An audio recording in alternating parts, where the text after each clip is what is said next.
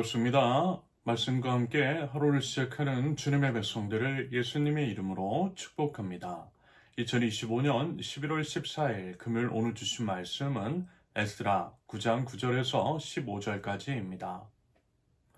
우리가 종살이를 하였지만 하나님께서는 우리를 언제까지나 종살이를 하도록 내버려 두지 않으시고 오히려 페르시아의 왕들에게 사랑을 받게 하여 주시고 또 우리에게 용기를 주셔서 하나님의 성전을 다시 짓고 무너진 곳을 다시 쌓아 올리게 하시어 유다와 예루살렘에서 우리가 이처럼 보호를 받으면서 살아갈 수 있게 하셨습니다. 우리 하나님, 주님께서 이렇게까지 하여 주시는데 주님의 계명을 저버렸으니 이제 우리가 무슨 말씀을 드릴 수 있겠습니까? 주님께서는 일찍이 주님의 종 예언자들을 시키셔서 우리가 들어가서 차지할 땅은 이방 백성이 살면서 더럽힌 땅이라고 말씀하셨습니다. 거기에서 사는 자들이 역겨운 일을 하여서 땅의 구석구석까지 더러워지지 않은 곳이 없다고 하셨습니다. 우리의 딸을 그들의 아들에게 시집 보내지도 말고 그들의 딸을 며느리도 맞아들이지도 말라고 하셨습니다. 우리가 강해져서 그 땅에서 나는 좋은 것을 먹으며 그 땅을 우리 자손에게 영원한 유산으로 돌려주려면 그 땅에 있는 백성이 번영하거나 성공할 틈을 조금도 주지 말아야 한다고 하셨습니다. 우리가 당한 일은 모두 우리가 지은 죄와 우리가 저지른 크나큰 잘못 때문입니다. 그렇지만 주 우리의 하나님은 우리가 지은 죄에 비하여 가벼운 벌을 내리셔서 우리 백성을 이만큼이나마 살아남게 하셨습니다. 그러므로 다시는 주님의 계명을 어기지 않아야 하였습니다. 역겨운 일을 저지르는 이방 백성들과 결혼도 하지 않아야 하였습니다. 이제 주님께서 분노하셔서 한 명도 남기지 않고 없애버리신다고 해도 드릴 말씀이 없습니다. 그렇지만 주 이스라엘의 하나님, 주님은 너그러우셔서 우리를 이렇게 살아남게 하셨습니다. 진정 우리는 의리의 허물을 주님께 자백합니다. 우리 가운데서 어느 누구도 주님 앞에 나설 수 없습니다. 아멘. 어제 말씀에서 우리는 에스라의 통렬한 회개의 기도에 대해서 살펴보았지요. 에스라는 바빌로니아 포로 귀환 후 이스라엘 백성이 다시금 이방인과 결혼하며 하나님의 계명을 어긴 것을 발견하고요. 깊은 통곡과 회개의 기도를 올려드렸습니다. 그 내용에 계속해서 이어지는 오늘 본문입니다. 첫째, 하나님의 은혜 9절입니다. 에스라는 먼저 하나님의 은혜를 회상해요. 이스라엘 백성은 다름 아닌 자신들의 죄 때문에 바빌로니아의 포로가 되어 종살이를 했습니다. 죄에 대한 대가를 치른 거예요. 하지만 하나님께서는 그럼에도 그들을 버리지 않으셨더라는 것. 오히려 페르시아 왕들의 마음까지 움직이셔서 예루살렘으로 돌아오게 하시고 무너진 성전을 재건하게 하셨어요. 그러한 은혜를 베풀어 주셨다라는 것입니다. 아무런 자격 없는 자들에 대한 하나님의 은혜, 하나님의 사랑입니다. 여러분, 우리도 이제 사실 마찬가지이죠. 우리는 모두요, 실상을 보면 죄의 종살이를 하던 사람들이었습니다. 하지만요, 우리 아버지 하나님께서는 우리 주 예수 그리스도를 통해 우리를 구원하셨지요. 하나님의 자녀로 세워주셨습니다. 여러분, 우리가 이렇게 이제 하나님을 예배할 수 있는 것, 우리가 존재하는 것, 우리가 안전하게 지낼 수 있는 것, 그 외 모든 것들은 모두요, 하나님의 은혜 때문인 줄로 믿습니다. 여러분, 그 은혜를 알아 마땅한 감사와 고백이 있는 그런 저와 여러분들이 있을 수 있기를 바랍니다. 둘째, 은혜에 대한 배반 10절에서 12절까지입니다. 에스라는 하나님께서 이미 베풀어 주신 은혜에 대해서 말을 한 후에 계속 이어서 이제 고백을 해요. 사실 이제 하나님께서는 이스라엘 백성에게 이방인과 혼인하지 말라고 분명히 명령하셨거든요. 이것은 결코 무슨 이제 인종차별 이런 거 아니었습니다. 오히려 영적인 순수성을 지키기 위한 그런 명령이었어요.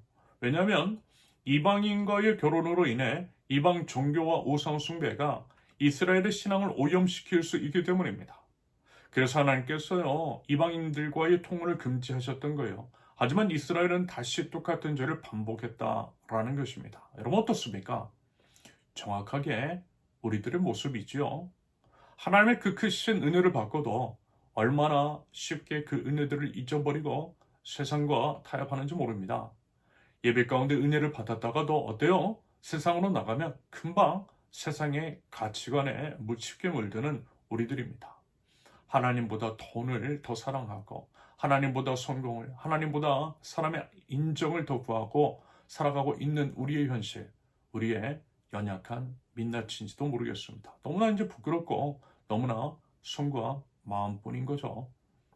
셋째, 하나님의 긍휼 13절에서 15절까지입니다. 말하자면 이와 같은 참담함 속에서 에스라는요, 하나님 앞에 더욱더 엎드려서 겸손하게 엎드려서 간구합니다. 공동체를 책임지는 지도자답게 그 모든 죄악과 아픔과 슬픔, 고통을 부둥켜 안고서 진정으로 그렇게 이제 기도하고 있어요. 그러면서 여러분, 우리가 이제 믿고 예배하는 하나님, 그 하나님은요 공의로우신 분이시지만 동시에 사랑과 긍휼이 풍성하신 분이시죠.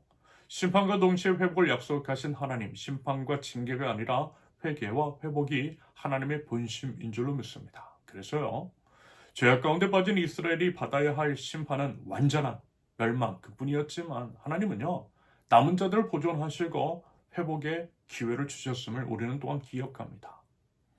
에스라는요, 백성들을 이제 대표해서 철저히 하나님 앞에 죄를 자백해요. 본문 15절에서처럼 우리 가운데서 어느 누구도 감히 주님 앞에 나설 수 없습니다. 라면서 그렇게 이제 자백합니다. 무슨 얘기냐? 변명하지 않았다는 거예요. 합리화하지 않았다는 거예요. 오히려 있는 그대로의 죄를 솔직하게 모든 것들을 고백했다라는 것입니다. 그러면서요, 오직 하나님의 긍휼하심을 바라봤던 이스라엘의 지도자 에스라였습니다. 맞아요, 여러분. 진정한 회개는요, 여기서부터 시작돼요. 우리 의로움이나 자격으로는 하나님 앞에 설 수 없다라고 하는 것들을 인정하는 것에서부터 시작이 됩니다. 하지만 동시에 우리 하나님께서 너그러우셔서 우리를 살려주셨다라고 하는 것들을 믿는 것, 그 믿음에서부터 회복은 시작되는 줄로 믿습니다. 여러분, 그 하나님 붙들자라는 거예요. 모든 것은 하나님께 달려 있고요. 그 하나님께 겸손하게 나아갈 때에 긍휼이 많으신 우리 하나님께서 회복의 역사를 이루어 주실 줄로 믿습니다. 여러분, 하나님의 은혜 우리 기억하면 좋겠습니다. 하나님께서 이제 우리를 어둠에서 빛으로, 죽음에서 생명으로, 절망에서 희망으로 이끌어 주신 그 은혜를 결코 잊지 않을 수 있기를 바랍니다. 은혜에 합당한 삶을 살아가면 좋겠어요. 비록 쉽지는 않지만 여러분, 세상과 타협하지 말고요, 하나님의 말씀에 순종하는 거룩한 삶 살아가면 좋겠어요. 하나님의 말씀에 순종할 때에 결국 우리는요, 이기는 자가 될 줄로 믿습니다. 그리고 무엇보다 우리를 긍휼히 여기시는 우리 하나님 앞에 정직하게 나아가면 좋겠어요. 그럴 때에 우리 연약함을 아시는 우리 아버지 하나님께서 우리 용서해 주시고요, 회복시켜 주신다 라고 하는 그 믿음으로 결국 승리하는 하나님 나라 백성들, 저와 여러분들 모두 되실 수 있기를 예수님의 이름으로 축원합니다. 함께 기도합니다.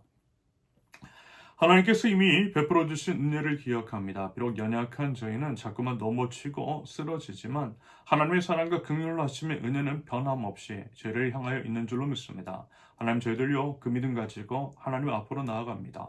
하나님의 은혜에 기대어서 주님 앞으로 나아가오니 하나님, 저희를 일으켜 주시고 오직 하나님으로 인해서 다시금 일어나 회복의 승리를 이고 나갈 줄 아는 하나님 나라의 백성들 저희 될 수 있도록 주님 인도하여 주시옵소서. 더 이상 반복되는 죄를 저지르지 않도록 하나님 연약한 저희를 붙들어 주시옵소서. 예수님의 이름으로 기도합니다. 아멘.